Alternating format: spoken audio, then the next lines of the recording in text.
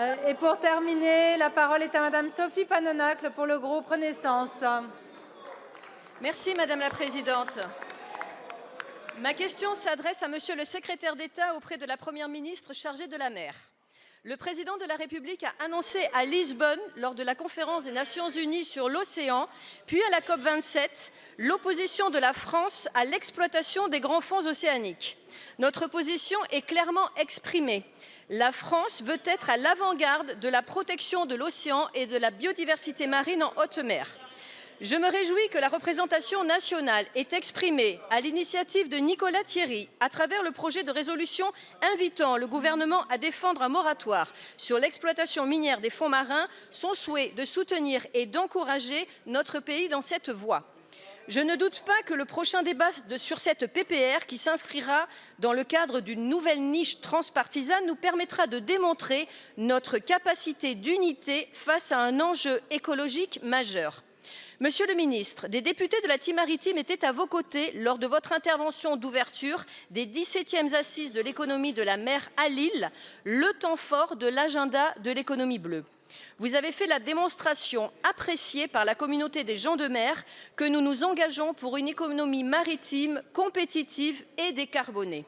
Le transport maritime est en première ligne et doit impérativement poursuivre sa transition énergétique.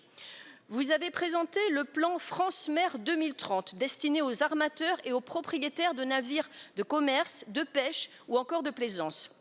Il vise à accélérer la décarbonation du transport maritime qui a pour objectif le navire zéro émission. Une telle ambition ne peut se faire sans investissement dans l'innovation, la formation et surtout dans la construction par des entreprises françaises de ces nouveaux navires.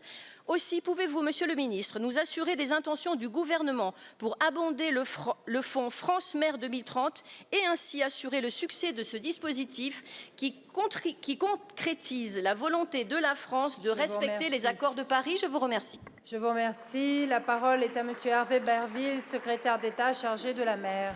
Merci Madame la députée, Mesdames et Messieurs les députés, Madame la députée Sophie Panonacle. D'abord, je voulais vous remercier pour votre engagement avec tous les membres de l'équipe maritime. Nous avons, comme vous ici au gouvernement, une ambition maritime forte pour notre pays parce que la mer, au fond, répond à deux impératifs, l'urgence écologique avec la protection des océans et le renforcement de la souveraineté économique en développant notamment l'économie maritime partout sur nos territoires et la décarbonation du transport maritime. Sur le premier point, la question de l'urgence écologique. Vous l'avez dit, je l'ai évoqué tout à l'heure, la France a pris une décision courageuse et décisive. Courageuse parce que la France est le deuxième espace maritime au monde et donc on aurait pu vouloir tenter de bénéficier de cette exploitation des fonds marins. Et puis elle est décisive parce que nous allons continuer à convaincre les autres pays, nos partenaires, de faire comme nous, d'interdire toute exploitation minière des grands fonds marins. Nous le ferons avec Catherine Colonna, avec Christophe Béchu dans les différentes instances internationales et les échéances qui arrivent.